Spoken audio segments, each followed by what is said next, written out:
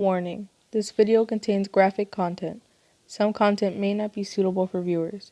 We do not mean to glorify these horrible events or the people who committed them. Our sole purpose is to inform and remember these tragedies. Viewer discretion is advised.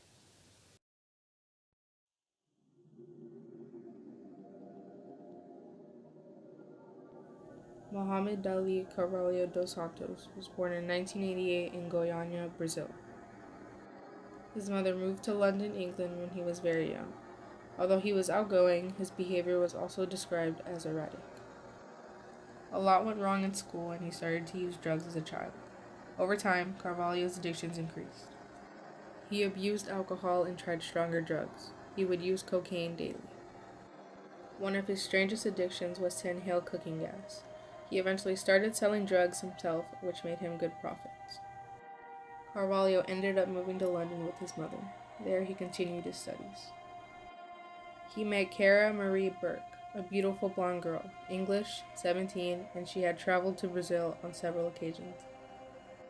Burke studied in England. She was said to be a family girl without vices or problems. Her friends described her as being of sweet nature and quite conservative in some ways. Cara Marie Burke did not use drugs. She rarely drank alcohol and believed firmly in fidelity. When Burke found out that Carvalho was Brazilian, she befriended him. Shortly after, they started dating. Burke went on to meet Carvalho's mother and was invited to travel to Brazil again. When she arrived in Goiania on July of 2008, everything seemed to be going well. For 3 months, the young couple were an ideal couple. They were seen everywhere together. They attended parties, went to the movies, and traveled. Finally, they moved in together.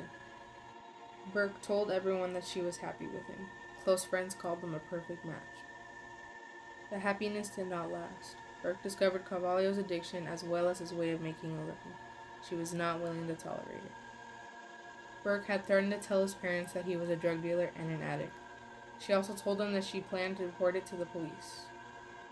Carvalho was furious with this. He used cocaine, crack, and alcohol for 4 days.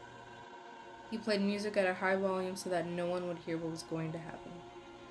Carvalho began to beat Burke. He punched and kicked her. She tried to defend herself, but this only enraged Carvalho more. He kept hitting her while she screamed in pain. She begged him to stop, but he didn't. The blows continued until she was still. She had a fractured skull, dozens of fractures all over her body, internal bleeding, a battered eye, and was bleeding profusely. She was still breathing. Carvalho continued. He took a knife and began to stab her, again and again. After killing her, Carvalho relaxed. He put the body in the bathtub, cleaned himself up, changed clothes, and went to a music concert for several hours. The next day, Carvalho returned to his apartment, where he began to dismember the body. He separated the extremities from the trunk, decapitated it, and then took several pictures of the corpse with his cell phone, to keep them as a souvenir, he later declared. He placed the torso in a suitcase, which he threw in a field on the outskirts of the city. The limbs and head were thrown into a neighboring river. I cut it into 6 pieces, the murderer would later say, and I threw it from the top of a bridge.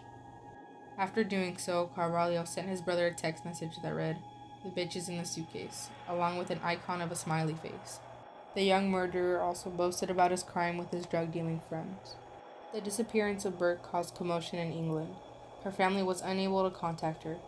Carvalho had told Burke's mother that they had returned back home to England. Soon after, a man discovered the suitcase with the torso. The public was horrified and the media stormed the city. Images of the trunk without arms, legs, or head were transmitted by the International Service of Brazilian Television. In the trunk, however, there was a clue, a tattoo that read, "Mum." When televised images arrived in England, Burke's family happened to see them air. That destroyed their hopes. The international scandal was huge. They traveled to Brazil with hopes that the police would find the body. It was not difficult to link Burke with Carvalho. The police arrested him in his apartment where they found blood on his cell phone with photographs of the body.